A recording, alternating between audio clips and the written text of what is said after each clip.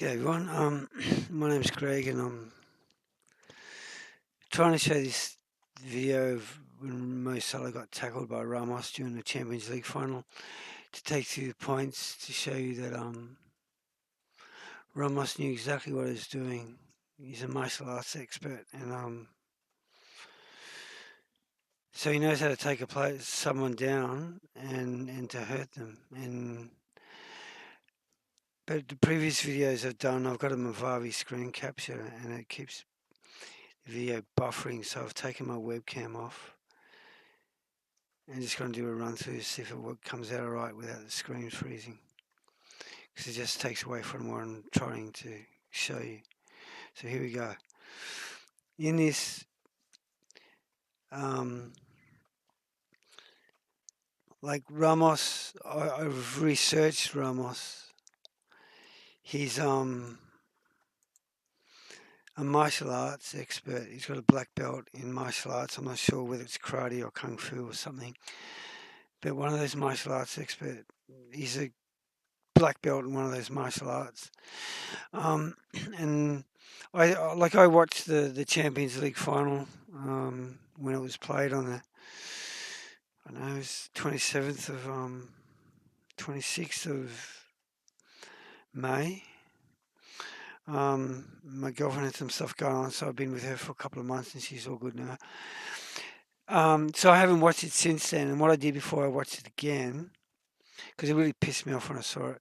I love the beautiful game. Like I said, I'm a lifelong Liverpool supporter. I'm not a biased blind fool though, so whether it was Liverpool doing dirty play or whoever, I just don't like it in our game. Like someone comes within a metre of somebody and they're on the ground rolling around like they've broken his leg and all that so-called gamesmanship. It's crap. It's not gamesmanship. It's cheating and it's bullshit.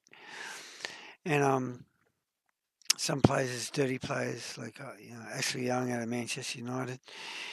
He hurts players when he's presented an opportunity, and I know that because I researched it. I don't just listen to gossip or make assumptions, or go in blindly on something that I'm pissed off about. I do the research to make sure I know what I'm talking about. And I did this with Ramos. I watched 10 or 12 videos of him, just general videos, games he's played in, read up on him, get an idea about his character and all the rest of it.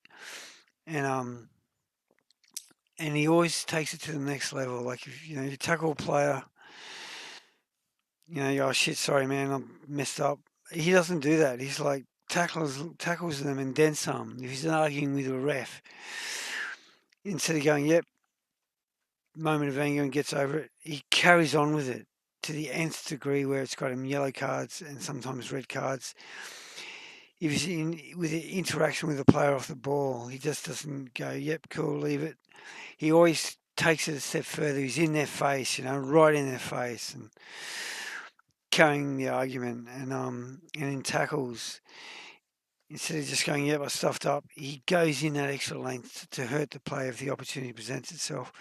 And then I watched this Champions League final incident again, and it showed clearly to me, with now the knowledge I have of Ramos, that being a martial arts expert, when he's taking, like Salah puts his right arm across Ramos, and you can already see in this image that Ramos has got instead of having his left arm flat in a natural position, he's got it cocked, and he's twisting Mo Salah to take him down.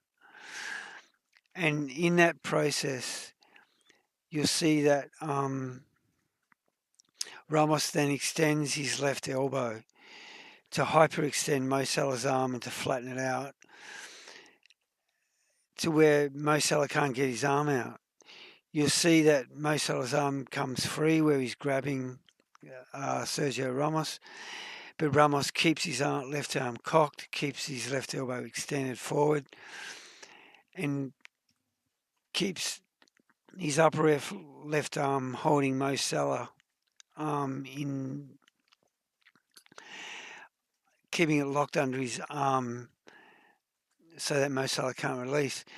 And then while he's taking Mo Salah down, you'll see that he keeps it cocked, and his left elbow extended forward to flatten out Mo Salah's arm. When he's coming down, instead of Ramos releasing his left arm to land on both hands, he does what he's doing there. He kind of shows or tries to express that he's going for the ball, but what he's really doing is getting his leg in front of Mo Salah's legs to trip him, to bring him down. And when after he does that, when instead of having the opportunity to release them, instead of taking that opportunity, like I said, he keeps his left arm cocked. He extends his left elbow, so now Mo Salah's arm's extended. And as he's taking him down, keeping his arm trapped under his arm, instead of, like I said, landing flat on both hands, releasing Mo Salah, he lands on his right hand with his left arm cocked and Mo Salah's arm trapped, and Ramos's left elbow extended forward to therefore flatten out Mo Salah's arm and keep it and to extend his shoulder and elbow. Sergio Ramos then, as he goes down before he hits the deck, he does a little twist to the left to hyperextend Mo Salah's arm so that when it hits the deck, his arm is extended in a unnatural position to pop out his shoulder. And that's a martial arts move. Not that I saw a perfect example of that in martial arts, but I just take it for granted that move that Sergio Ramos does intensely is a martial arts move to bring down an opponent. And in this situation, it's Mo Salah, and he does that little jerk at the end so that when Mo Salah's arm hits the deck, it hits it hard. He's got his arm up and extended so that it hits in a really unnatural, hyperextended level on the ground near his shoulder while he's still keeping his arm cocked to keep Mo Salah's arm extended and raised. And does that little pop when he lands, that little barrel roll to the left to jerk his arm, which pops his shoulder out. And he does it intensely. So now I've done that, hopefully express that. You can watch it, and hopefully my video won't buffer, and you can see it pop, comes back around, grabs his arm, trips him up, arm raised, and a little extension, a little pop. And he's carrying on like nothing happened. Like I did nothing wrong. Comes over to complete the scenario. See there? He goes round, little pop. He doesn't go all the way around because he's done the damage. Then he lays flat. He could have laid flat when he brought him down. Round, pop.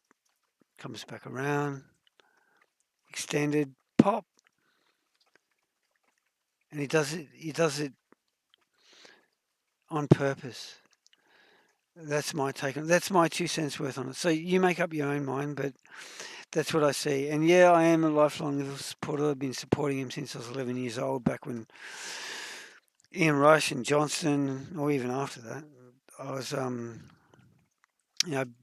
54, so lifelong Liverpool supporter. Blood red Liverpool runs through my veins. They'll never walk alone, not while I'm around. And with all that being said, if it was a Liverpool player doing the same thing to an opponent, I'd be dirty on him for that, and I'd express it on YouTube or in some forum. I love the beautiful game and the pure game of football, and all the carrying on that goes on with the diving, and he's broken my leg, or I'm in so much pain, and 2 seconds later he's up and running around like nothing happened. They all play for the penalties and the free kicks. I think it's absolutely disgusting. And players like Sergio Ramos and Ashley Young from Manchester United, and another player from their team, and other players. And even if some Liverpool players I've noticed do it on occasion, I've expressed my wrath to, in videos about them, that we don't need it in the club, we don't need it on the field. And I'm glad to see in the World Cup that they've been stamping out it, where they'll give a free kick in open play, but not in the penalty box. They've been giving free kicks in the penalty box and giving penalties, which is good to see. And they've been coming hard on all the diving and so-called gamesmanship, as they call it. It's not gamesmanship; it's cheating. You call it what you want, but the truth remains: cheating's cheating. And the dirty players like Ramos, he didn't even get a yellow card, so I'm a bit disappointed with that. I think they should be banned for a certain length of time and fined, and their club fined, because it's all about our young players and their impression and wanting to be like their heroes. But you see players like Ramos and clubs like Manchester United with managers like Mourinho and all that who will just want to win at all costs. I'm not saying every Manchester United player is out to win at all costs, but a few of them are. I don't think um, Alexis Sanchez will stay there for long, even though he was a childhood dream if he's to play for Manchester United. If Mourinho stays manager, he won't. Because Ramos is just a brilliant player, and he's not a dirty player. He's a passionate player, and he gets angry at times, but he's not a dirty player. So if Manchester United continue on the way that they did last season, where especially in the Manchester City game, where they beat Manchester City and did so by dirty play, um, I believe that Alexis Sanchez won't want to be tainted with that stuff, and he'll leave Manchester United at some point if they continue that vein, in which they will under Mourinho, because that's what he's all about, win at all costs.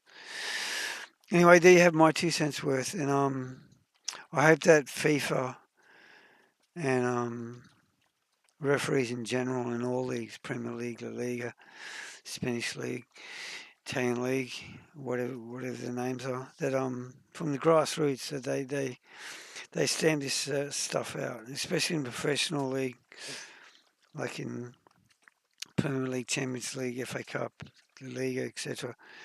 That they continue to come down hard on these dirty players, and they should ban them and fine them like massive amounts, so that they think twice and know that if they do it again, they're going to get pulled up for it. Because there's no need for it, like plenty of good players out there who rely on their talent and their skill.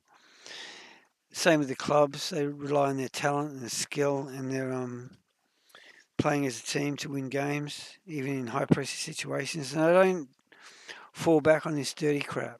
It's unneeded and unwarranted. And Mo Salah missed out on playing for. He played a cameo appearance for Egypt. Not what he wanted. So he basically missed out on the World Cup. It's clear after that happened, Liverpool didn't have a chance of winning the game. With Bale's won a goal and with Karas's unfortunate mistakes, where the pressure got to him. But I'm grateful in the sense that Liverpool had that experience, so that with the way they're building, and with Jurgen Klopp being such a beautiful human being and a great coach, how he defines his growth of the team on the individual talents and skills of the players, that he enhances that aspect so that each player has the opportunity to grow, and he brings it all together in a team aspect as well. So, which is clearly evident, like Liverpool had that curse of losing against lesser teams and winning against the better teams, and having problems in defence, where now that's just not there anymore with the changes he's made. Like, the substantial changes is what I mean. So I'm grateful in the sense that Liverpool will really learn from that Champions League final to grow as a team and the individual players. I just hope that they keep Karius, and that Mo Salah can overcome his injury, and whatever fears he might have associated with how he sustained the injury to get back to how he was playing before that unfortunate and horrible moment occurred in the Champions League final.